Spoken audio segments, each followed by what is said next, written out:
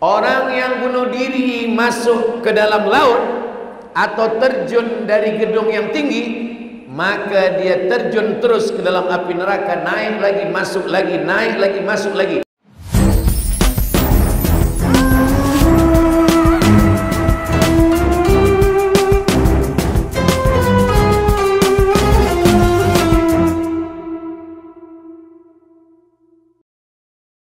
Pertama dijemput, dipanggil, dihimbau Allah Ta'ala adalah ya ayyuhalladzina aman.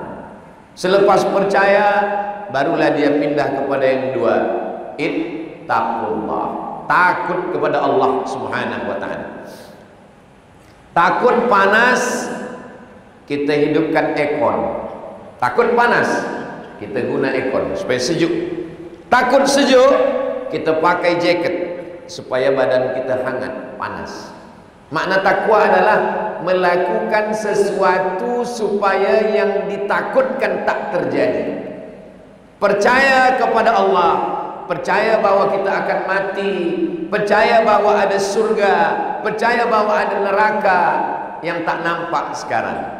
Mati, roh tak nampak, malaikat maut mencabut nyawa tak nampak, pertanyaan malaikat mungkar nakir di alam kubur tak nampak, alam barzah, alam kubur tak nampak, titian siratal mustaqim tak nampak, padang mahsyar tak nampak, surga neraka tak nampak, Allah pun tak nampak.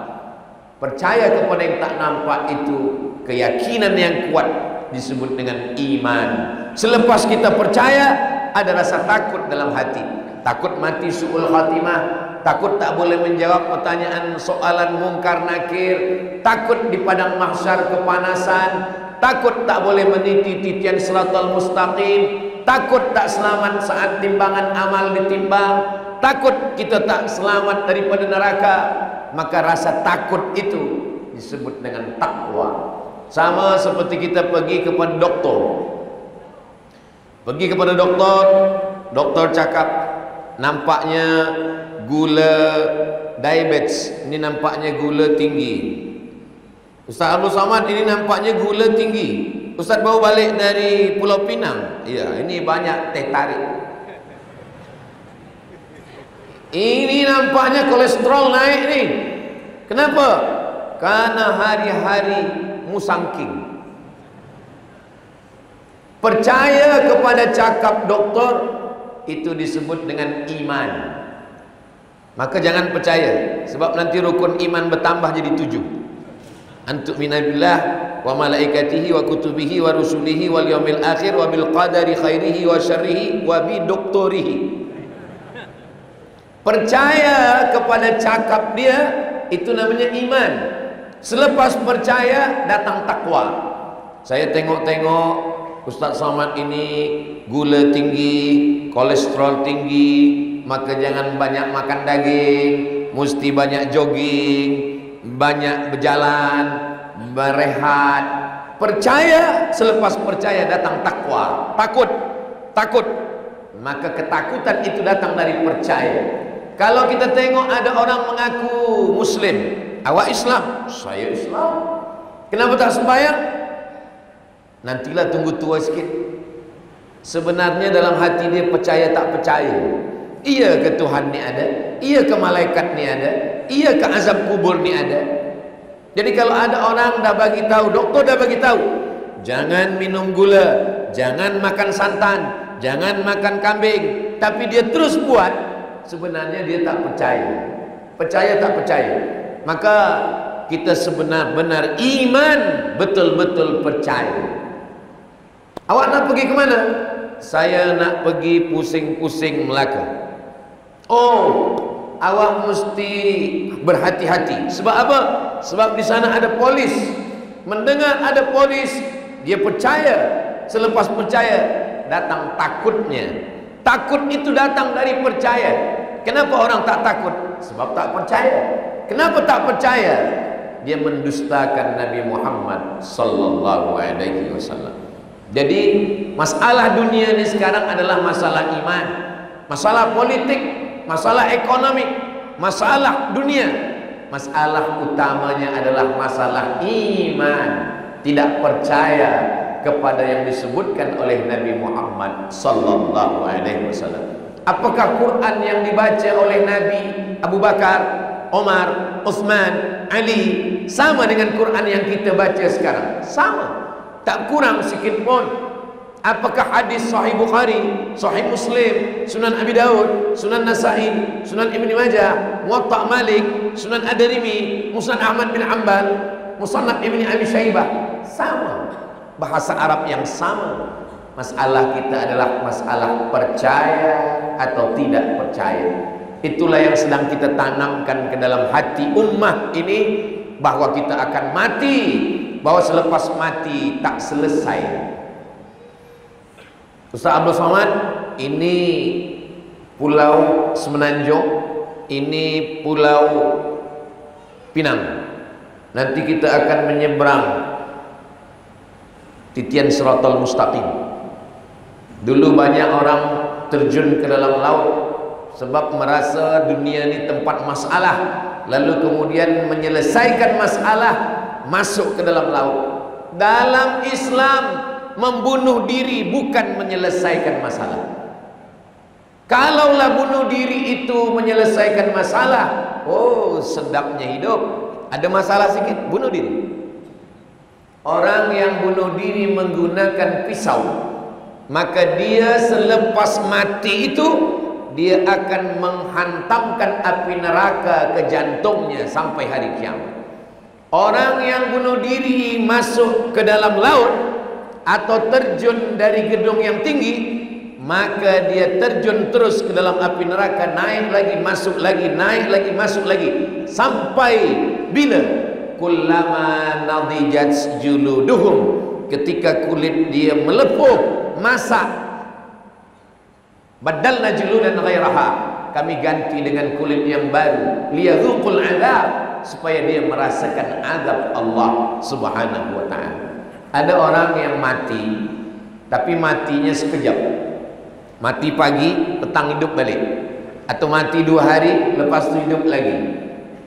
Di tempat kami namanya mati suri. Ada orang putih kata tak percaya bahawa selepas kita mati ni kita boleh hidup lagi. Maka dikumpulkanlah satu dunia yang pernah mati suri, yang mati sekejap lepas itu hidup lagi. Lalu kemudian ditanya, apa yang kamu alami?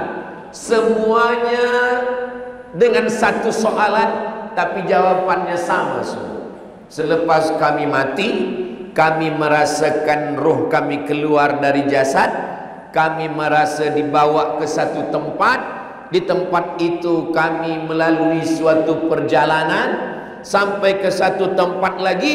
Di situ ada yang berjumpa ayahnya, ada yang berjumpa maknya, ada yang berjumpa bininya, ada yang berjumpa adiknya, ada yang berjumpa saudaranya. Semuanya mengatakan, baliklah engkau, tempat engkau bukan di sini. Manakala dia balik, dia hidup lagi. Disitulah orang percaya bahawa sesungguhnya selepas mati itu kita akan hidup lagi.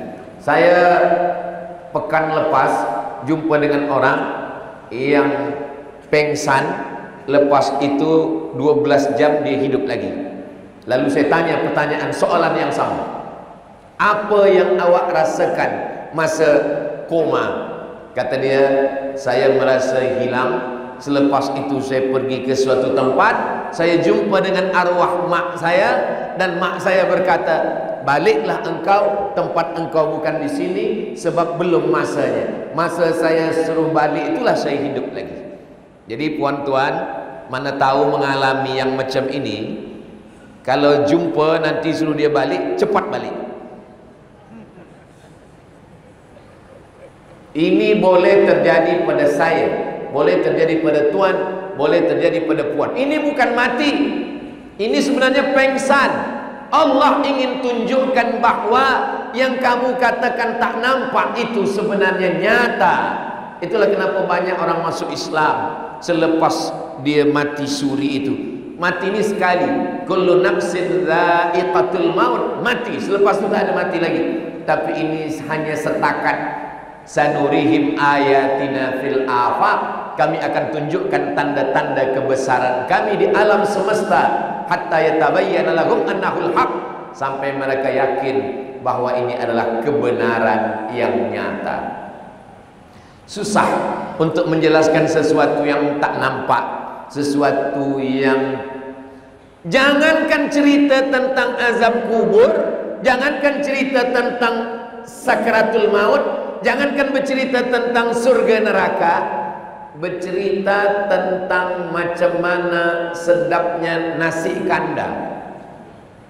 Saya balik ke Riau, Sumatera, kampung saya. Lalu saya ditanya oleh orang Sumatera, Ustaz Abdul Somad, ya, awak baru pulang balik dari Pulau Pinang? Iya. Katanya di Pulau Pinang itu ada nasi. Iya. Awak makan di sana? Makan. Macam mana rasanya? Menceritakan rasa pun kita tak boleh. Macam mana kita nak merasakan, menceritakan tentang kematian, tentang surga, tentang neraka, tentang sakaratul maut? Menceritakan rasa pun kita tak boleh. Sebab apa? Sebab rasa itu hanya boleh diketahui oleh orang yang merasakannya. Makanya kata ulama, lam ya'rif man lam yadhuq. Siapa yang tak pernah merasakannya, dia tak tahu. Jadi agama ini adalah ilmu, selepas ilmu amal, selepas amal merasakan nikmatnya amal.